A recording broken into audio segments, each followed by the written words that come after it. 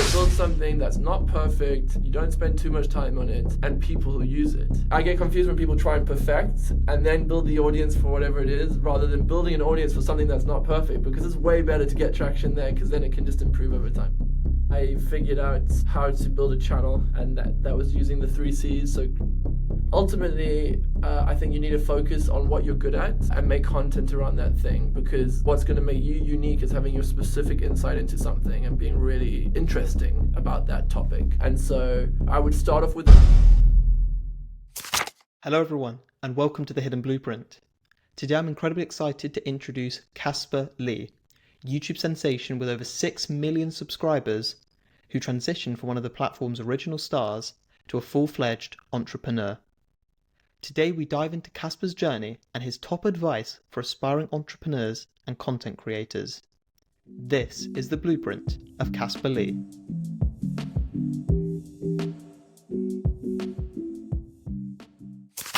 Caspar, you were one of the OG YouTubers back in the day. Can you take me back to those early days? What was it that drew you to creating content? So when I was 16, I was quite a strange teenager, and I thought that YouTube would be a way to impress the girls in my class, because I was a big fan of YouTube myself, and I thought, these YouTubers are so damn cool. If I become one of them, I'll be cool, and maybe I'll be able to go on a date. And actually the opposite thing happened. I started a YouTube channel. People thought it was very weird. This was in 2010. And within like a year, I had like maybe 400 subscribers, half of which maybe I'd created the accounts for. So luckily though, I figured out how to build a channel, and that was using the 3 C's, so creativity, consistency, and collaboration. I reached out to people in the UK, in the US. I joined like this collab channel called Collab at Sea, and then got to a few million subscribers over the next few years, and it finally did become cool. But by then I was no longer at school, and I'd moved out of South Africa. I mean, you mentioned there sort of over the years you started growing and getting to the point where you had millions of subscribers. I mean, starting from someone, where you're just in your bedroom maybe and you're recording videos to now having millions of people around the world watching you. What was it like actually experiencing that rise? Yeah, I think, you don't actually see all of those people whenever you're making videos. So you kind of just get used to looking at a camera in your bedroom, or maybe I would start to make videos outside. And but I didn't actually realize like the numbers were real people until I started doing things like going on tour. We created this movie called Joe and Caspar Hit the Road. So me and this guy called Joe Sugg made this movie with BBC Worldwide. And as part of the film release, we went on a tour around the UK. We also went to Australia, New Zealand, and then I also went on a couple book tours, including the US. And yeah, everywhere I went, we managed to sell out shows. We managed to do meet and greets, and that was the amazing thing with YouTube, and still is that you could live in whatever country, and you can upload in however way you want. But if your content resonates, you can go anywhere in the world, and there'll be a small group of people who have, or a large group of people who have come in contact with you. And even today, all these years later, I mean, I've literally stopped uploading YouTube videos 4 years ago now, and it has not slowed down the amount of times people say hello to me on the street, because I think there's something about YouTube where, if you really watch someone, they do become a little bit part of your life. And it's almost like seeing an old school friend now for these people, or an old family member, where like you literally spend years watching these people. And so even if they're like me and they go on to do other things, they're still, I'm still someone they say hello to, which is amazing. And I think is testament to the connection you can build with people through a lens, even though you don't see them. Somehow they manage to see you, and it's the beautiful thing about being a creator. And there's certainly that more personal connection, I feel like, with YouTubers versus maybe the more traditional celebrities, the athletes where you maybe see them in a game, but you don't then really get to see their life after that. I mean, with creators, you get to see so many different aspects of their life. And I think for you, it's doing so at such an early age, like, how do you think that affected you on a sort of personal level, how having that many eyeballs on you? Yeah, I mean, I think because I was, surrounded by other people who were also YouTubers for many years, it never really kind of got to my head. I always kind of almost saw myself as the one who was never quite keeping up with my group, even though I had maybe 7 million subscribers. I was living with a guy who had like 9 million subscribers, or even though I created a book that did really well, I was very friendly with a bunch of people who did the exact same thing. So I don't know, it was never normal. Obviously, I knew it wasn't a normal experience, but at the same time, I never thought like, wow, I'm cool. Even though maybe I finally impressed the girls in my class many years later, I never kind of sat down and was like, oh, this is really sick. So, and also I think YouTube in general, even though it's quite a powerful medium, it's not like being a rapper or like a really cool Hollywood actor. I think you're still kind of, well, I at least felt like a bit of an outsider to that world. Um, so yeah, it was this weird thing where, yeah, a lot of people know you, but you're not a celebrity. You're well known amongst like a demographic. But I never surrounded myself with people who treated me like that. And as I said, like because most of my time is spent, or most of my time was spent like talking to a camera, it's not something that like I really had to think about too much. I guess what did maybe get to me though was probably some of the negative comments I would receive if I was feeling insecure about something. Look, 99% of the comments were positive, but if I was feeling insecure about something, I might read into the negative ones, especially if they confirmed something I was already worried about. So from like a mental health kind of perspective, that was probably something I had to learn how to navigate. And yeah, I think I feel I'm now 30. I started this when I was 16. I feel like it was a pretty smooth life. It wasn't too turbulent, and I think that happens to be because I surrounded myself with good friends, always had good family, still do to this day. And yeah, I guess I also had to work really hard for what I built, and it was never like something that was just given to me, or it wasn't like an overnight success. It was many years of work, and so I think you kind of every day you get used to, even though it's getting bigger and bigger, you got used to it, and you were never. I was never kind of um, sitting back and just I don't think I even took a chance to really take it all in. I was always looking for that next opportunity. Yeah, I mean, you hear it with a lot of people who are successful within their fields that they never necessarily actually look at what they've done. They're in that sort of micro viewpoint of just seeing the next challenge after the next challenge.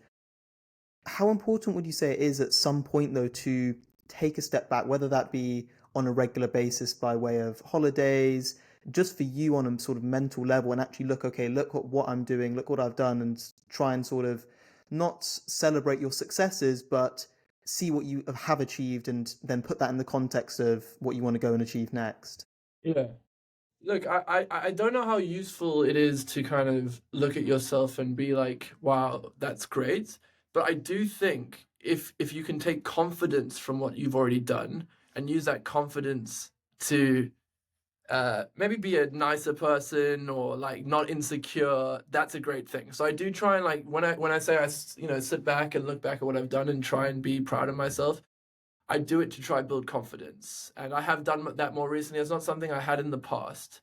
And so when you talk about perspective, taking breaks, all of that stuff, yeah, it's something I try and do for that reason. Um, but ultimately, I do think you're right. Like, um, uh, there's never a point where I think people who have done stuff that they're proud of. I don't think there's ever like, oh, I've hit the finish line and now I'm kind of ready, and I realize how that's just so human. So like, be it, when it's kind of weird when I'm watching athletes. Uh, I know that they're way cooler and way more talented than I am, but I kind of look at them and I go, "You've just won the World Cup, or you've just won the Premier League. Like, surely they're just going to feel good for the rest of time." But they don't. You instantly, you feel good, and I don't know if when was the last time you felt really great about something, but I've had really highs in my life, big highs, but they were always like a certain level. And no matter how amazing something is in my life, like that high gets there, and it doesn't maintain forever. You go back to your normal states. And I think that's the same for everyone. And I think I don't even think we know it's a myth that successful people are happier and successful people are like, um, just constantly just in good moods. We know that's a myth. So when I'm going on those holidays, to try and, or when I'm just taking out time to try and look back and think, I'm doing that to try and like make my life easier going forward by either building confidence or working out or learning something new. Because I think life actually, I don't know, I don't want to get too profound here, but I think life is about just like having a level where you're at this kind of decent spot rather than always trying to be really up here. Because I think if you're up there too much, actually you have huge lows as well. So I just want to be in between. 100%. And I mean, I wanted to touch a little bit on the athletes. You sort of mentioned them there. Um, Back in the day, growing up, at least for myself, I imagine for yourself as well, everyone was always saying they want to be a professional footballer. They want to be an athlete of any sport, really. Nowadays, you go into a lot of schools and you ask a lot of sort of young people, what do you want to be? And a more popular answer nowadays is they want to be a YouTuber, they want to create content. What would be your advice to young people in starting to build content and create that audience on whatever platform, YouTube, TikTok, Instagram, etc.? Yeah, I mean, it's amazing, isn't it? I still don't quite believe that because I think there's no better job than being an athlete. But actually, probably as I just said, it's probably not as amazing as it looks because you're always chasing that next win, and it's really hard. But in terms of being a YouTuber or a creator and where to start, I think, yeah, we live in a world where you can create content using your phone, and you can edit that content on your phone. And when I started, you needed a microphone, you needed a camera, and then you needed editing software on a computer or something. So yeah, it's definitely become a lot more democratized in that sense. And then even creating content has become more innovative when it comes to things like AI, like helping you come up with ideas or editing or just being able to scale the creative output. So yeah, we're living in a world now where ultimately, I think you need to focus on what you're good at, and make content around that thing, because the actual content creation itself and like the production value and all of that, that's going to get easier and easier. But what's going to make you unique is having your specific insight into something and being really interesting about that topic.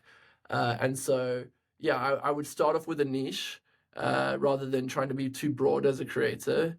A niche that maybe is underserved or that is really local to maybe you live in a certain country, or you have a passion about a specific niche sport. Like, talk about something small and attack that, just like when people start businesses, like attack a very small market in the beginning, or and focus on that, and then over time you can scale out. And yeah, I think it's hyper competitive today.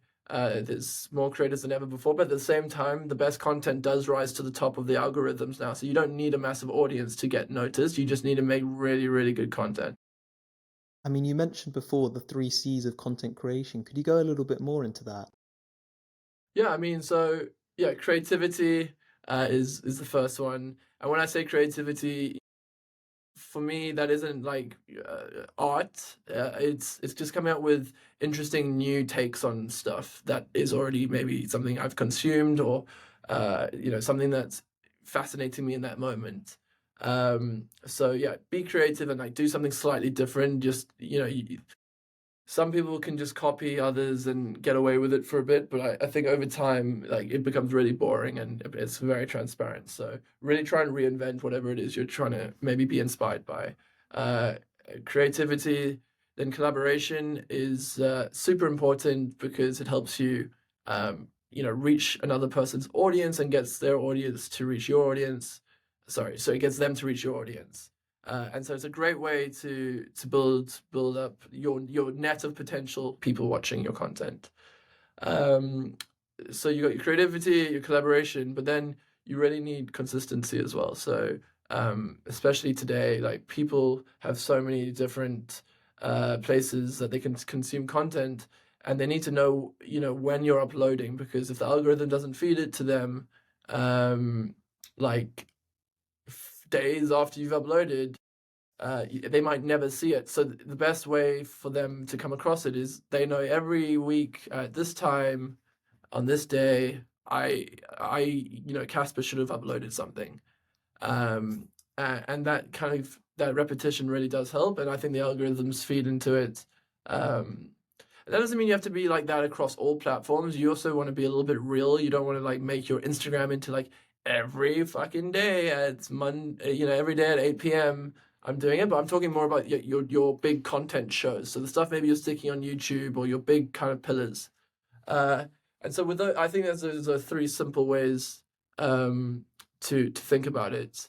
And if you nail all of those, you definitely have a good chance of succeeding. But I would still say chance because I think going back to the whole world like of being a creator, it's almost as competitive as being an athlete these days. I know creators are I don't well, at least I'm not anywhere near as talented as those athletes are, but there's not that many creators at the top of the game in terms of being able to do this full time. There are a lot of creators who at least do it part time and are aspiring. There's millions and millions, but if you think of like YouTubers in the UK who are really, really professional, there's not that many when you compare it to athletes. 100%. And I really like that framework of the three C's. I think for any young person out there looking at starting to build an audience of any kind, that is a really sort of useful guide to trying to be as successful as they possibly can. Now, Caspar, you were, starting off in your bedroom, and then you got to this point where you had over 6 million subscribers. I mean, the dream of many people who create content in the first place is to get to the exact point that you then got to. 4 years ago, you mentioned you decided to step back and stop uploading content to YouTube. What led to that decision? Yeah, I I'd started a couple of companies or co-founded a couple of companies. One being Influencer or Influencer.com, which is an influencer marketing agency. And by that point, we probably had around 100 employees. And I also had another business called MVE, which is a management company, which I started with a guy called Joe Sugg. So the guy I mentioned earlier, um, who is always ahead of me in subscribers. And the guy also did a tour with the BBC, and that management company we started with IMG. It started to do really well. We were signing great talent, and between those two businesses, I was just spending a lot of time working on them, and saw a huge opportunity to focus. And I think going back to how competitive YouTube is, I didn't really see myself being able to grow on there while focusing on running companies. So I wanted to step back while things were good, not wait for it to fizzle out. And that's what I did. It wasn't like a big announcement. I just kind of stopped uploading, and I kind of what happened was my audience, they didn't kind of leave. They were still interested, but they were starting to consume the content I was making, which is now more about like my life and what I was doing with business.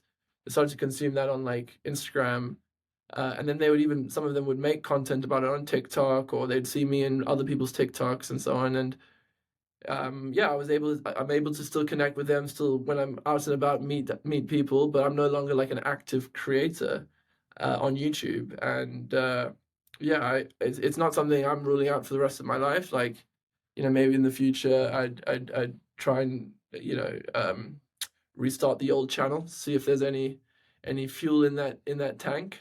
But right now, it's all focused on the two businesses, and then the venture fund, Creative Ventures, that I launched a bit more recently, like co-launched with a guy called Sasha Kaletsky, and we raised our first fund 2 years ago, and that's gone really well and invested in some great companies. So that's also interesting because I think there are a lot of venture capitalists who are also content creators now, and so going the other way around is quite funny.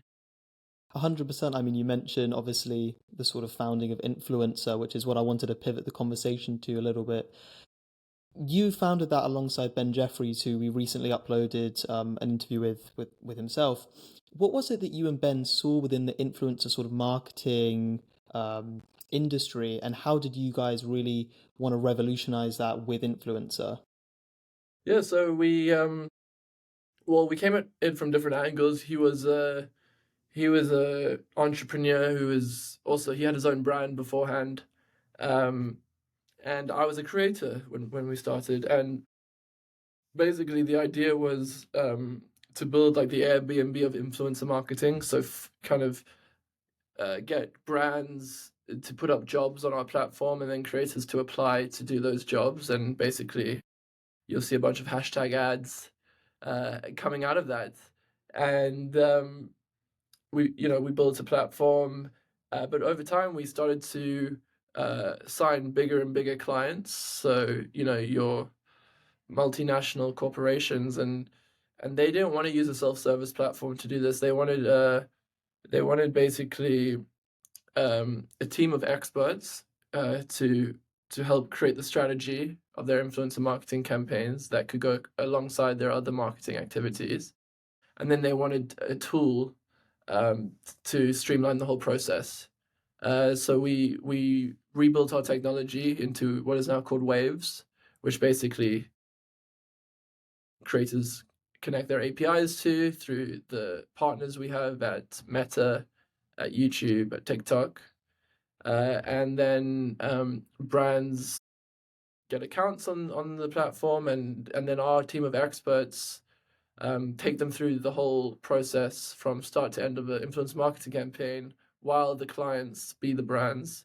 They're able to have that transparent and that really kind of streamlined view of their campaign. And yeah, we've managed to work with many of the largest companies in the world, helping them scale their influencer marketing. And we've paid out tens and tens and tens of millions to creators, and I'm really proud of that because initially I wanted to give creators more options of brands to work with when we started the company, because I thought that if we had more options for the creators, that would lead to better brand deals, which ultimately would lead to better content for the audiences, because the creators were choosing brands that they actually cared about.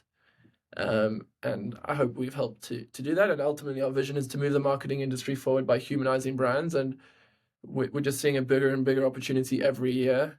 And yeah, the team now is a lot bigger than it was when I left YouTube, and it's in a lot more countries. The US is flying, and I'm just excited to see what's to come. Yeah, well, I mean, speaking with Ben, I now know that you guys are pretty much operating on a global basis, which must have been a very proud sort of moment again when you step back and look at what you've created, something that goes from an idea all the way to a global company, as you said, generating tens and tens of millions.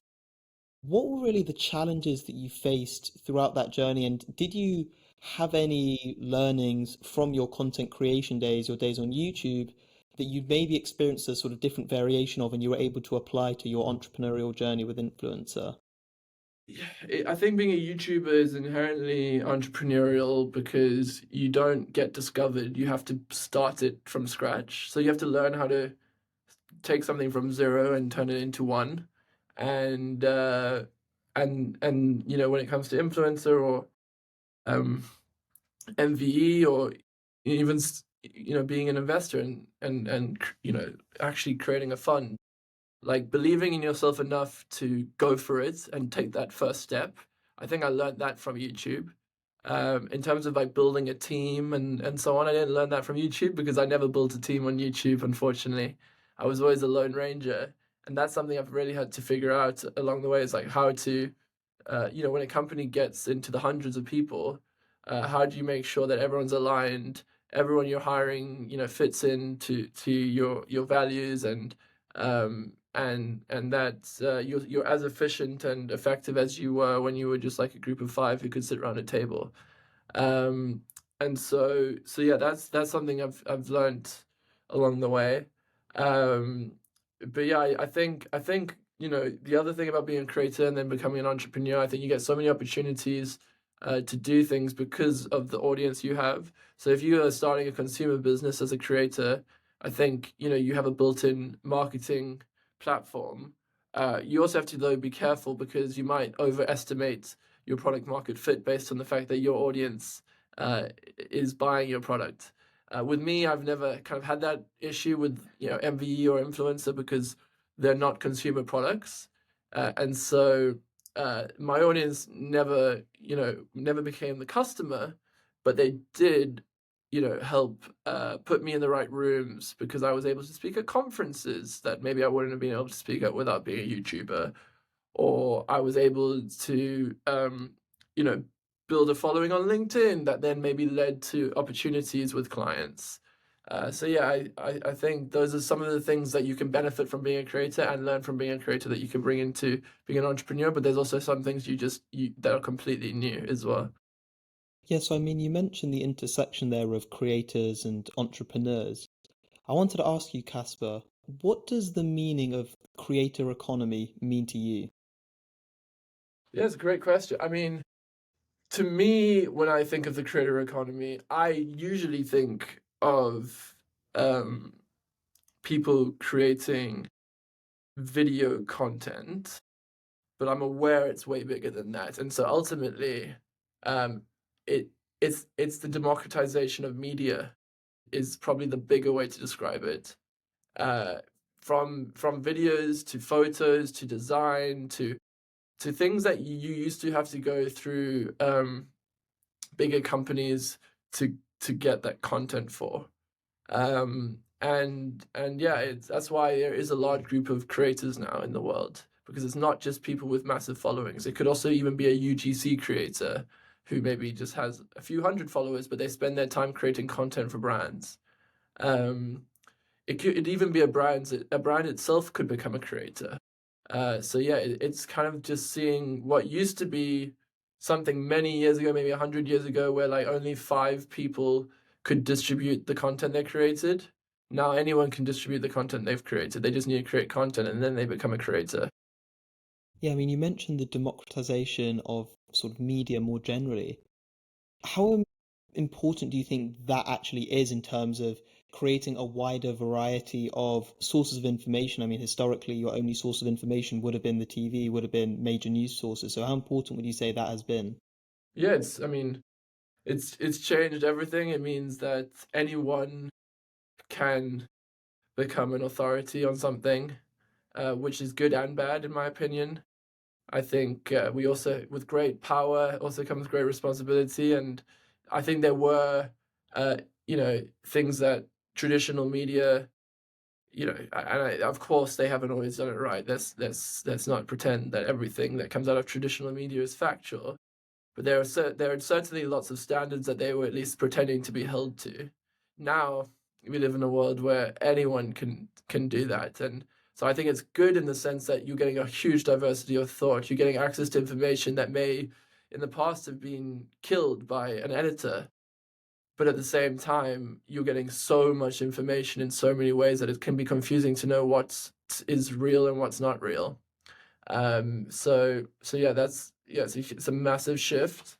I think it's for the best overall, because I think if you're a young person today and you want to learn anything, you can if you care, and that content isn't necessarily behind a paywall. Maybe it's behind an ad, but you can get access to whatever you want. And so I think education to me is the most important thing, for society. And if people can at least learn from this new wave of information, that's a good thing. Hopefully, they also learn what's real and what's not. But that's going to be the bigger struggle. You mentioned the availability of information there, especially for young people. The amount that we're able to learn for free, as you sort of mentioned, via YouTube and other mediums. What would be your advice to maybe young aspiring entrepreneurs, young aspiring creators on using that availability of information to their advantage? Yeah.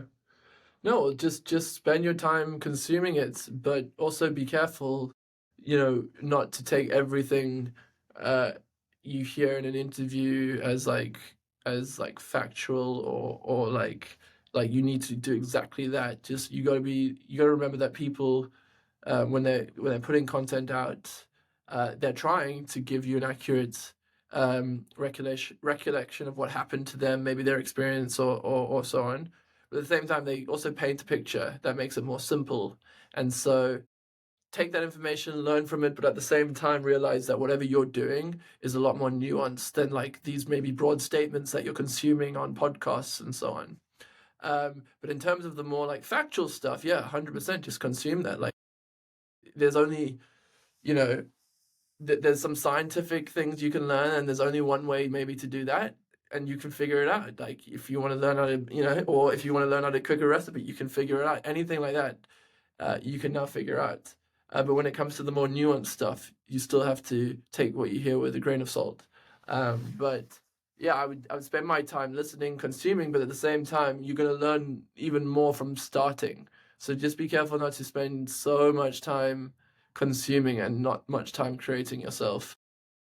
I think that's certainly an issue that a lot of aspiring entrepreneurs in particular actually faces because of the availability of information. It almost feels like I'm never going to be ready to actually go and do this, where in reality, you're learning to do a lot of things by actually doing it. You mentioned with yourself, building a team, for example. Could you go a little bit into that for me? Yeah, I mean, it's that, but it's also the confidence building and, you know, just the experience. I like experience. I don't like experience, but at the same time, um, it definitely helps with confidence. The reason I say I don't like it sometimes is because sometimes maybe you've done something so many times, you get jaded and you start thinking, oh, it's going to work out this way this time, but then you miss a big opportunity because you're so sure of yourself. But in terms of experience, you don't gain that from consuming. So it's really important that you just do, and um, you'll make mistakes along the way. You'll find things really difficult. You'll be in stressful situations, and it's that not only build character, but that help you live a fulfilled life. And so the sooner you get started, the better. But also once you get started, prepare to pivot, prepare to be okay with changing your mind. I think there are a lot of books out there on entrepreneurship that say like, only really resilient people who never give up can make it. That's very true. Like, don't give up, be resilient, but sometimes prepare to give up on your initial idea, but don't give up on the dream. So there's nuance with all of this stuff, and I think you can really figure out what works for you and your own style by doing it rather than just consuming. I wanted to touch a little bit on that last point you made, Caspar, about being resilient, sticking with a path for a decent amount of time, but also recognizing potentially when something isn't working and having the ability to then pivot, somewhat similar to what you did with Influencer, originally more sort of do it yourself focused, and then taking it more over time into an agency where you're handling all of that stuff. For maybe young people, how would you advise them when they're in that situation? Maybe they're working on a business or a project of any kind, or maybe they've got a YouTube channel. They've been doing it for a decent amount of time and they don't know whether to stick or twist. What would be your advice in being able to recognize that? Yeah, I mean, it's again, I'm going to give you some broad podcast advice that it is not to be relied on for your anyone's nuance kind of situation, because there's so many things you have to take into account when you do change. But I think when it comes to a startup in particular, um, you know, traction is so important. And a lot of people spend so much time trying to perfect their product or service before they go out and actually get feedback. And not only feedback, but actually traction. Because the difference between feedback and traction is you might get people who say they want to use something, but then when they actually use it, they maybe use it for 10 minutes and then they never open it up again. And if you don't take that information seriously and you think, oh no, but if I just tinker with this small thing and I add this little thing here, you're kidding yourself. Rather build something that's not perfect, you don't spend too much time on it, and people use it. And you go, wow, if people are using this thing that's quite not that good, imagine how amazing it will be when it is perfect and like is got a proper product person behind it. So I get confused when people try and perfect and then build the audience for whatever it is, rather than building an audience for something that's not perfect, because it's way better to get traction there, because then it can just improve over time. Uh, so that's that's like the most, I think, important way to know that you need to pivot is like, if the feedback you're getting from the world is not good, even though people might be saying it's good because everyone's trying to be nice to each other. If you're not looking at those data points, uh, then you've got a problem. And if you are and you're not pivoting, then you've got a problem. So I think those are some things to look at. But you also have to be careful not to move too quickly as well, because maybe it is something small that you need to change, and maybe it is just the wrong time or the wrong market or the wrong customers. Like, you do have to play with all of these things, um, but at the same time, you've got to not be so proud, and also you've got to. I think some people are almost kind of religious about their businesses, and like they believe because they love them and they believe in them that everyone else will be. But that's, as you can imagine, not the case. Yeah, 100%. I mean, you mentioned being romanticized with the business. You see it so many times. Entrepreneurs spend ages perfecting something and then they finally get it out into market and no one wants it, or not nowhere near the amount of people they thought would actually want it. You mentioned resilience as well there, and the resilience that it takes for an entrepreneur or creators to actually be successful. What's the biggest challenge you faced, either personally, professionally, and how did you really overcome it? Yeah, so um, during COVID, I started experiencing a lot of anxiety around like kind of socializing, and especially like getting back into work mode and going into meetings after lockdown. And I don't know what it was, but I've heard a lot of people have experienced this, and yeah, it was really really hard. It's strange to think about now because I'm super social and I love doing meetings and I love meeting new people, but like there was a point where I was like terrified of doing this stuff, because I thought I was gonna have a panic attack or whatever. So yeah, to overcome it though, firstly I spoke about it with people. I didn't try and just keep it to myself, and I also was able to seek out therapy for a time, and I learned during that speaking about it was great, but for me, what was going to really help was slowly but surely building up resilience through just pushing myself a little bit outside my comfort zone. Not too much so that like I completely freak myself out, but if I was avoiding something because I was scared about getting anxious, I was making it even more scary in my own head than it actually was when I did it. And I was able to kind of retrain whatever was going on in my brain over time to get comfortable again in those situations. And it was something as simple as even like driving with like a person next to me. Like I was too scared to do that for a while. It's just I just don't know why, but it was something that I struggled with. So the guy I spoke to said, "Why don't you just go for a quick drive on your own tomorrow? Just go for like a 15-minute drive." Okay, next day, go 30-minute drive. Okay, now you can do an hour. Or why don't you add your fiance? Okay, cool. Now add a friend. Now add like a stranger, or not a complete stranger, but someone you don't know that well. And slowly but surely, I was building this resilience to get over my anxiety. And now I've taken that learning and I do it wherever I can. And I try not. I do like jumping into things because I don't like saying no, but for some people that's too much, so I would just recommend like pushing yourself a little bit outside your comfort zone. I mean, mental health and mental well-being is such a prevalent topic these days, and I think COVID definitely exacerbated the issue for many people, anxiety and any other sort of issues that people face.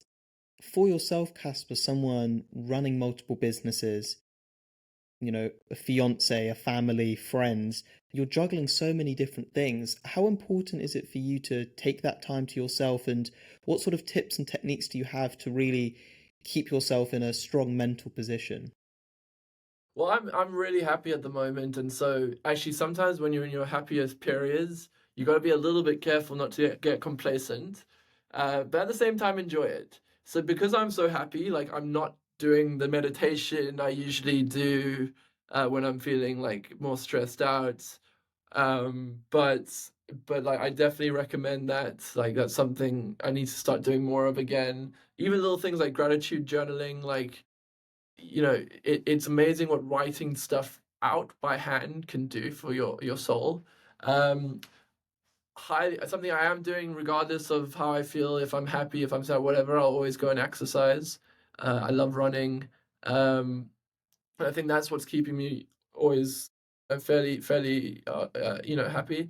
And then I love playing golf. I don't think it has to be golf for everyone, but for me, like gives me a bunch of time walking around with friends, making conversation, just kind of also focusing on something else outside of work. I actually looked at my screen time last week, and I was doing a lot of traveling, so I was spending a lot of time on my phone, and it was quite outrageous. And then I looked at yesterday, which is Sunday, and I played golf, and I looked. I think the whole day I spent 30 minutes on my phone, which is pretty amazing.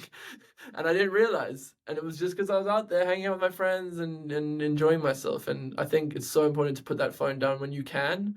I always want to be available because I think it's important.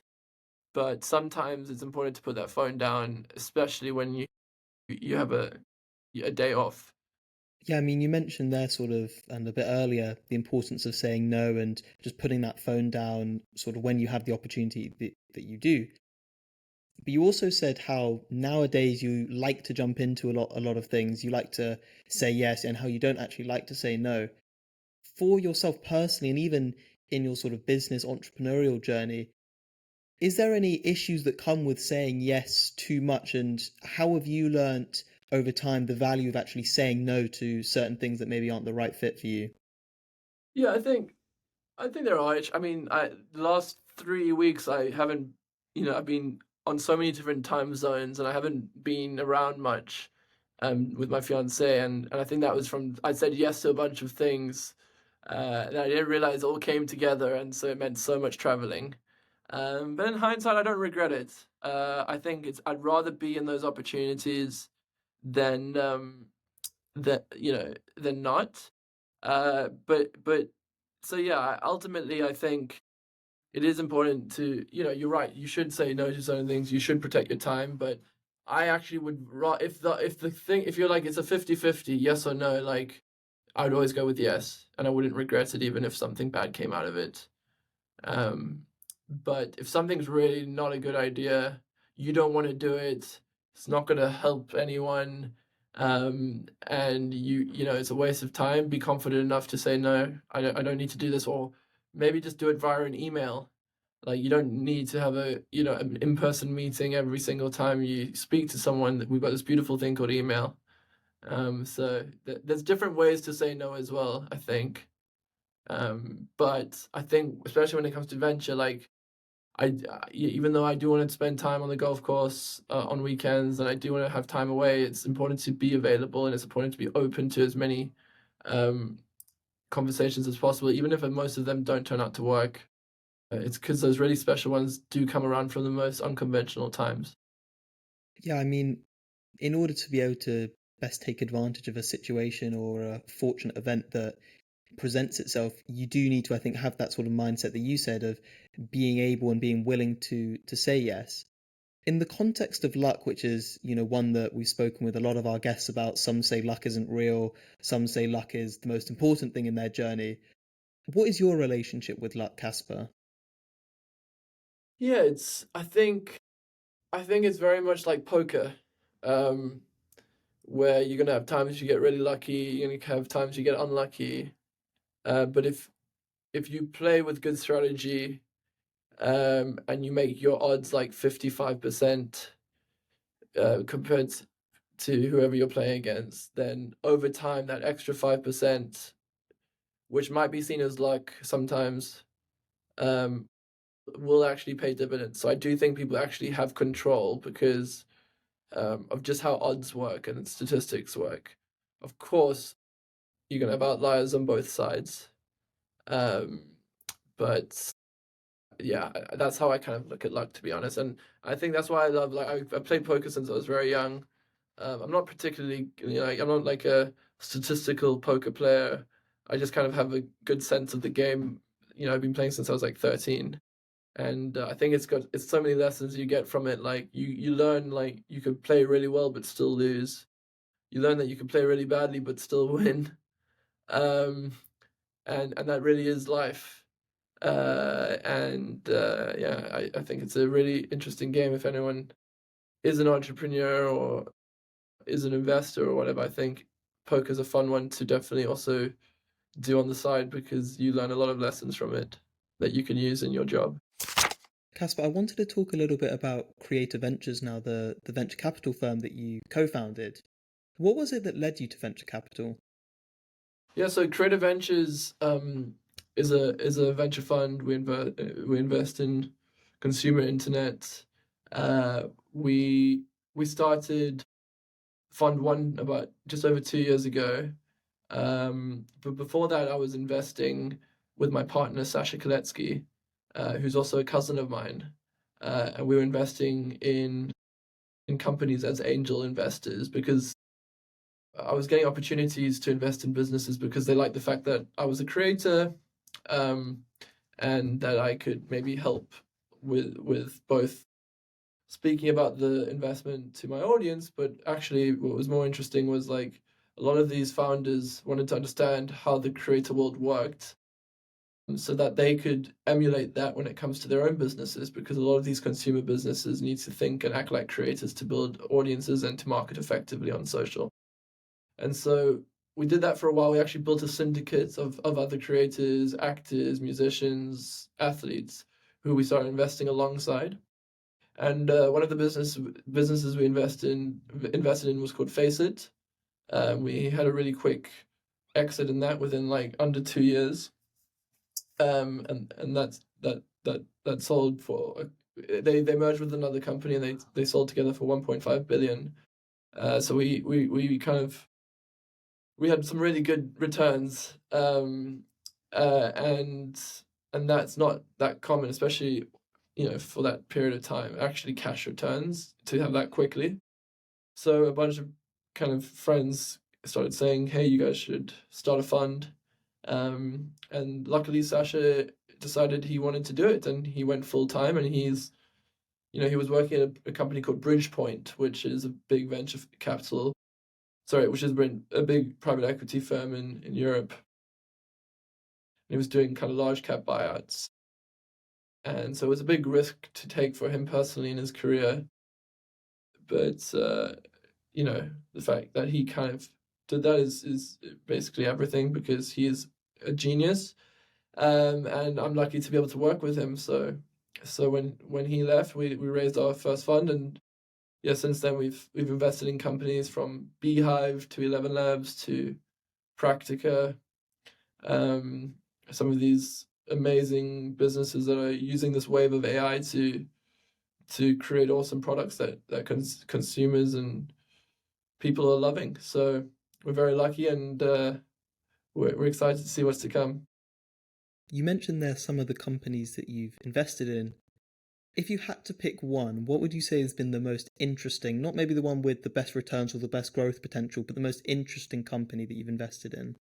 Yeah, I mean, so there's a company called Runner, Runna, which is basically like a running coach assistant in your pocket. And what was interesting about that deal is one, I love running, and two, we actually saw it very early on. We saw it when my fiance Amber was learning how to run a marathon, and we didn't invest at first because well, there are a few reasons, but one of them is these sorts of applications historically haven't had the biggest kind of market caps once they become huge. So like even Strava, it's a pretty big business, but it's like worth over 1 billion or something, but it's not in like tens of billions or anything. And so when the biggest company in your field um, isn't like a decacorn, it's obviously exciting for venture, but it's not like a home run. So um, we stayed in contact. We built a great relationship with the founders, but we didn't do that very first round. And then over time, we started seeing what I spoke about earlier, which was like the traction, the product market fit. And what we realized with Runner is like people are really okay with spending money pretty quickly on it and subscribing. And whereas your other businesses like your Stravas or even your Nike Run Clubs or Under Armour's, like people are using those apps for free, but Runner they pay for. And so when you're comparing Runner to those applications, it's not fair. It's a way bigger opportunity. Um, and since then, they're. I mean, I don't know. I don't want to say their latest subscriber base because they released that to their investors, but it's huge. And they've just launched in the US, and that's like going to overtake, I think, very soon the rest of the world. And so I'm very proud of that deal because we managed to still do it, even though we didn't do it at first. And I think that's testament to the relationship building we do, and hopefully the fact that people want to work with us. And I also love it because it's making people healthy and it's making people really proud of themselves. And it's not the most complicated idea because it's like teaching people how to run better, but they've executed it so well and they haven't done it in a really complicated way. They've made it like really easy to use. And going back to sorry, it's quite a long answer, but going back to what I said around like when you're building a product, don't try and perfect it and then find the audience. These are a perfect example of that. They literally started this as like a PDF where people would be told like they'd create like a program, and then one of the founders would be like basically on the phone to you, like telling you what you should do and literally being your coach. Uh, and they figured out what people liked, didn't like, and then they were able to create a product that could scale. So yeah, I love that. I love that company. Yeah, I mean, with Runner, obviously, you definitely saw potential from a sort of early stage. If you had to name three things that stand out for you when analyzing an opportunity like a Runner, like a Beehive, or all the other companies you've invested in, what would you say those are? Yeah, I mean, yeah, team is huge, especially in venture. These are the people that are going to be there through the highs and lows. They're going to have to build a team of their own. So do they have the ability to do that? And we really love product people you know who understand their product and ship fast. Um, TAM, so like the market, uh, is really important. Where they're launching, how they're attacking it, um, and traction, super important too. So I've got 3 T's for you there so far. Um, and then I'll add one more. Like we also care about terms. Like we're not going to negotiate like crazy with people. But when I talk about terms, we're not like into your super hypey venture stuff. Like we saw a lot of like that going on when it was like people launching NFTs and DAOs and crypto, and I'm sure that's a lot of people will make a lot of money from that. But we try and avoid like those sorts of deals. Unless of course it's an incredible opportunity, and then it's okay to sometimes pay a little bit extra. But terms are important.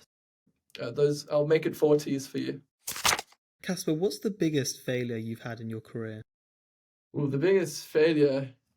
Um, that's a good question. There's nothing that stands out to me, to be honest. I think avoiding things for during that period where I was like trying to avoid stuff because I was really anxious. It's not a failure, but I kind of wish I didn't. Um, I wish I got back to things quicker. But I'm super happy regardless. Uh, you know, in terms of like investing, there's companies that Would have been nicer to invest in slightly earlier. I think with ventures, the ones maybe you didn't do rather than the ones you did that don't do well, that get you. But again, it's going back to that idea of like, it's like very similar to poker. You need your strategy. You're going to sometimes not call a hand because you have a terrible card. And just because it turns into a great hand doesn't mean you've made a mistake. It just means like you've got a strategy. And so yeah, there's nothing else that stands out, but hopefully that answers your question. No, I think that's a very empowering way to look at, things that some people see as maybe mistakes or missed opportunities, in terms of actually looking forward and trying to be like, okay, look, while that maybe didn't work out, the strategy, the theory behind it was sound, and if I continue doing this, I will be successful. I wanted to talk a little bit about what actually motivates you now, Caspar, because you've done and achieved an incredible amount, the amount that most people would be very happy to have accomplished by the time they're 65 and they're finished with their careers. I mean, you're still really just getting started. So, what motivates you? I just enjoy what I do. I think waking up and coming in and working with good people. It's a boring bog standard answer, but it's just having enough. It's being surrounded by good people. And I think, it is a sense of freedom as well, I guess, that you get once you've built something and, maybe you've had some success that I don't want to lose. And yeah, that isn't me saying like, you know, um, I need a ton to keep that freedom. But I want to firstly make sure I have that freedom. Then one day I'm going to have kids and make sure that they have that freedom. And then I'd also like to help a lot of other people. And in particular, I'm from South Africa. I'd love to go back there one day after, maybe another great few years of my career and um, really help out there because there's, I think, a huge opportunity for people in South Africa. I think the country could be turning an exciting corner. And even though I wasn't born there and I haven't lived there in a long time, I grew up there, and I definitely feel a sense of pride. So yeah, those freedom, and then one day coming back to South Africa and actually making a difference are some of the things that drives me for sure. Caspar, thank you so much for your time today. We do actually have a closing tradition here on the podcast where we ask our guests if they could go back and give one piece of advice to their 16-year-old self. What would that piece of advice be? Yeah, now I've been thinking about it a lot recently, but now it'd be like don't try and don't look forward to being older so much. I think when you're 16, you can't. As much as I'm not that old yet. I'm like 30, right? But when you're 16, you're like, I can't wait until I'm older. And then when you're 30, you're like, oh fuck, I hope this lasts a bit longer. Like being young, I don't, because there's another 10 years, then you're 40, then another 10 years, then you're 50. And so I think like I remind my 16-year-old self to really enjoy the time I have, and there's no rush. It's a real marathon, not a sprint. So that would be it. I'd tell myself to also buy some Nvidia maybe, and definitely hold on to Bitcoin longer than I did. Caspar, thank you so much. It's always a pleasure talking with you, and I'm sure the story is going to inspire a lot of aspiring creators and entrepreneurs out there. So thank you so much. Oh, cheers, thanks, Bruno. Great to chat.